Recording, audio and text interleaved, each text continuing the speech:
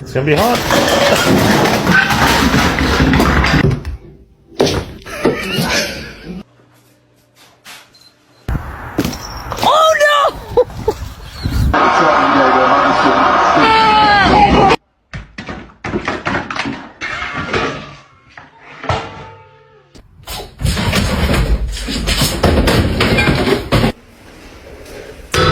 In nomine Patris et Filii